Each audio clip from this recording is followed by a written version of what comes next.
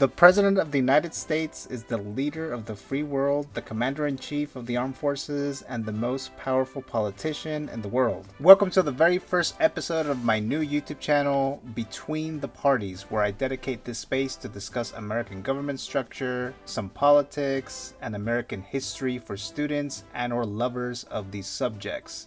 I am a political science grad student and I love this kind of stuff. This is not a political commentary channel, as I will try my hardest to keep the topics on here as impartial as possible. So with that, I am Giovanni Haros, and please take a second to subscribe to the Between the Parties YouTube channel today, and make sure you hit the bell button so that you'd be notified of future content. You can also follow my Between the Parties Instagram page for more details about the new channel and even more content. So with that out of the way, let's get started with the real powers of the American presidency, the formal powers.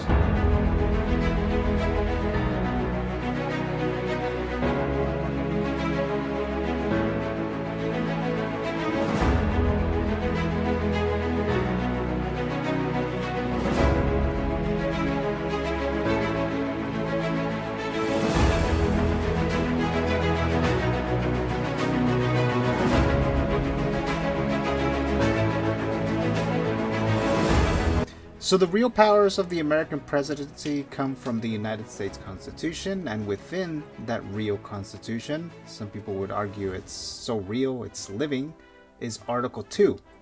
As a quick summary, the Constitution delegates the powers of the legislature in Article 1 and the powers of the judiciary in Article 3. So after I am certain you have undoubtedly guessed, Article 2 harnesses the real powers of the executive. The president will be elected to serve 4-year terms together with the vice president. The way in which the vice president is elected was different in the 18th century when President Washington took office, as John Adams became vice president because he was second place to be president under the Electoral College. Now here are the formal powers of the president. The executive shall be vested in a President of the United States of America. Notice the lack of plurality here. To be eligible to be President of the United States, the person must be a natural-born U.S. citizen, at least 35 years of age, and have been a resident within the U.S. for at least 14 years. The President of the United States is the Commander-in-Chief of the Armed Forces, which means that POTUS runs the military, makes the decisions on strategy, and prosecutes a war, for example. Some quick trivia. How many sitting presidents of the United States led troops into battle? The answer will be revealed towards the end of this video. The President of the United States has the power to grant reprieves and pardons offenses against the United States. Are there limitations on presidential pardons? The answer is yes. Pardons only apply to federal law. So for example, when the 2015 Netflix documentary series Making a Murderer led to a petition asking President Obama to pardon Steve Avery and his nephew Brendan Dassey, the answer was no can do. This is due to the fact that Avery and his nephew are state prisoners, and a pardon would have to be issued by state authorities, like the governor of Wisconsin in this case. Avery and Dassey, I don't know if it's Dassey or Dassey, are serving life in prison after the 2005 murder of Teresa Halbach, which after watching the documentary series left some suspicious circumstances that led to their arrest and conviction. Another example here, Joe Exotic from the Tiger King Netflix series is a different story because he was convicted in federal court and thus eligible to be pardoned by the president. One of the biggest rating hits of the coronavirus, aside from these briefings, has been a show on Netflix called Tiger King. Yeah. And the man who's the star of this is a former zoo owner who's serving a 22-year prison sentence. He's asking you for a pardon, saying he was unfairly convicted. Your son yesterday jokingly said that he was going to advocate for it, and I was wondering if you've seen the show and if you have any thoughts on pardoning Joe Exotic. Which son? It must be Don. I had a feeling it was Don. Is that what he said? I don't know. I know nothing about it. He has 22 years for what? What did he do? Allegedly hired someone to murder an animal rights activist, but he said that he didn't do that, and he was. You think he didn't do it? Are you on his side? Are you recommending a pardon? No, I'm not advocating anything. As a reporter, you're not allowed to do that. You'd be criticized by these. Would you recommend a pardon? I'm not weighing in on Tiger I don't King. think you would. I don't think you would. Go ahead. You have a question? I'll take a look. Is that Joe Exotic? That's Joe Exotic. Next, the president does not have the power to pardon himself in case of impeachment. This is because presidential impeachment is not a crime in itself per se, but more of a political action against the president. So just to get an idea as to how many pardons presidents issue while in office, as of October 2020, President Trump has pardoned 44 individuals. President Obama, 212 under his 2 terms as president. George W. Bush, 189 pardons under his 2 terms. And the president who has issued the most presidential pardons is Franklin D. Roosevelt with 2,819 pardons. But he is also the only president to be elected 4 times and therefore has served the longest. These numbers do not include convictions that were commuted or rescinded. Another power given to the president under Article 2 is the treaty power. What is a treaty, you might ask? A treaty is a formal and written agreement between countries.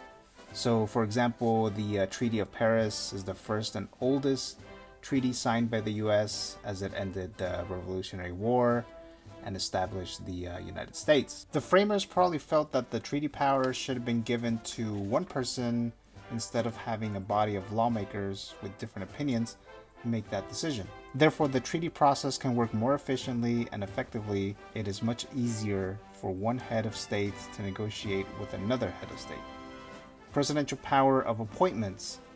POTUS has the power to appoint his cabinet secretaries, such as Secretary of State, Secretary of Defense, Secretary of the Treasury, etc. They are in charge of the various departments within the executive branch. Probably the most famous cabinet member is Alexander Hamilton, a founding father who served as the first Secretary of the Treasury under the Washington administration.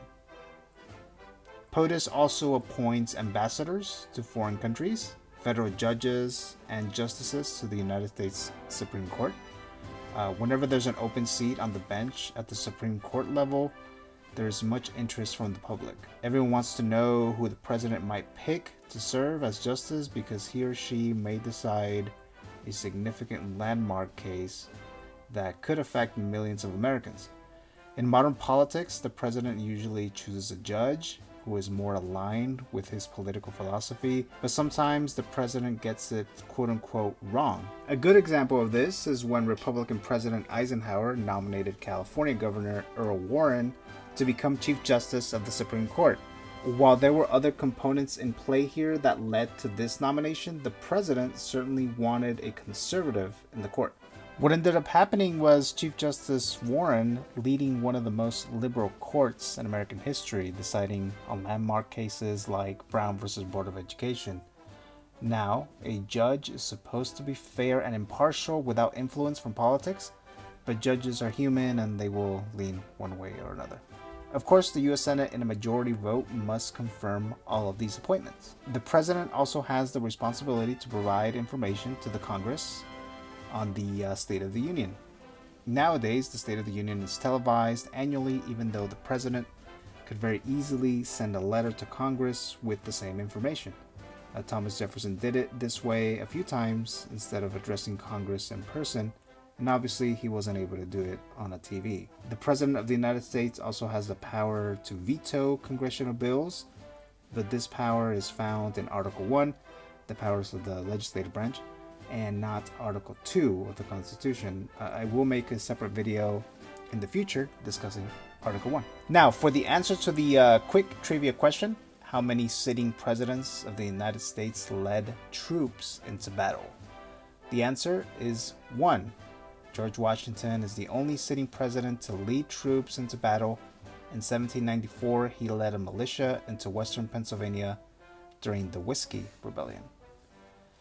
Alright, so that concludes the first episode of my new YouTube channel, Between the Parties. Make sure to subscribe to the channel and follow me on Instagram for more content. There will be future videos on American governments, politics, and American history, such as individual videos of each American president, Article 1 and 3 of the Constitution, Supreme Court cases, and the informal powers of the American president.